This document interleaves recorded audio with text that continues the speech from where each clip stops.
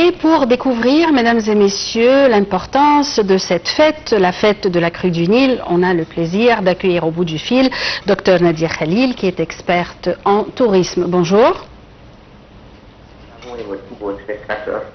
Alors, avant de parler de l'importance historique et culturelle de cette fête, est-ce vrai qu'on jetait une fille vivante dans le Nil comme offrande? Non, ça ne s'est jamais passé. C'est une légende. On l'a rapporté, on l'a répété, et ça a fini par être cru comme étant une fête réelle. Mais en réalité, non, c'est une pure légende. C'était une poupée, toujours une poupée. Ah oui, l'Égyptien n'a jamais sacrifié un être humain. C'était pas dans ses mœurs. Donc, il n'y avait pas de sacrifice de jeunes. Alors, quelle est l'importance historique et culturelle de cette fête, la crue du Nil? Regardez, pour les Égyptiens, le Nil, c'est son vaisseau vital. On sait très bien qu'en Égypte, il n'y a aucune autre source d'eau que le fleuve.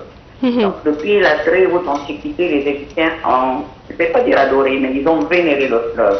À tel point qu'on l'a considéré comme étant une des divinités qui était vénérée dans le panthéon égyptien. D'ailleurs, ils l'appelaient Hapi. Bon, on a fini par dire Hapi actuellement. Mais pour les Égyptiens, ils le prononçaient Hapi.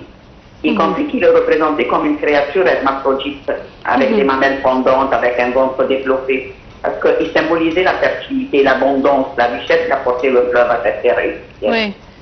C'est pour cela que pour les Égyptiens, par exemple, quand on jugeait le mort dans le jugement dernier, on appelait la pesée du cœur dans le tribunal d'Osiris. Une parmi les péchés, nous allons dire, qu'il ne devait pas commettre, excusez-moi, c'est qu'il n'a pas souillé les eaux du Nil. C'était une confession négative. Alors il disait, je n'ai pas tué, je n'ai pas trahi, je n'ai pas. Et j'ai pas sali les eaux du Nil. Je n'ai pas souillé les eaux du Nil. Donc ça montre l'importance de ce fleuve, de cette source vitale pour l'Égypte. Et bon, une divinité respectée, vénérée, son importance est due à son régime. Il avait un régime très régulier, très, comment dit-on, chaque année on avait la crue du Nil qui arrivait à la même date, à la même période. Alors c'est un phénomène qui a attiré leur attention, à tel point que le début de l'année égyptienne commençait avec la première arrivée des eaux du fleuve, de la crue en Égypte. Est-ce qu'on peut dire que les eaux du Nil rythmaient la vie des anciens Égyptiens? C'est sûr, rythmer c'est leur vie. Il ne faut pas dire que rythmer c'est leur vie.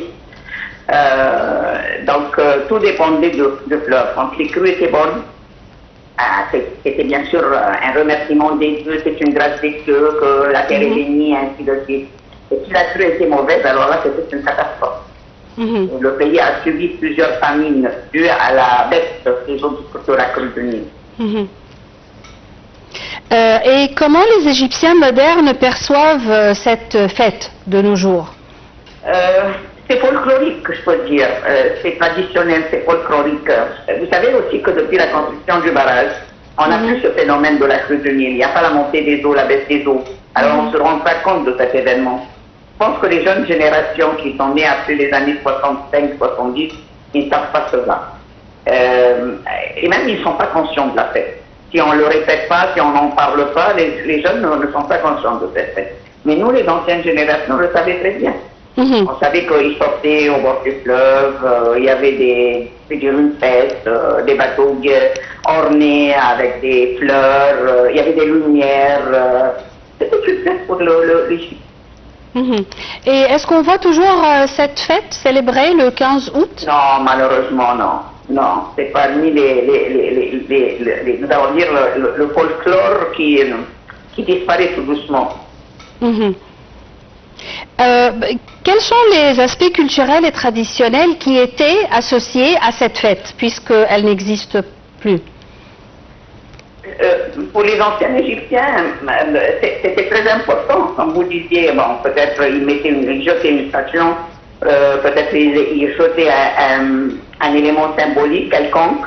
Vous savez que dans la légende égyptienne, ils ont dit que les eaux du fleuve sont dues aux larmes de la déesse Isis qui a pleuré son époux assassiné par le frère ou massacré par le frère. Donc sûrement il y avait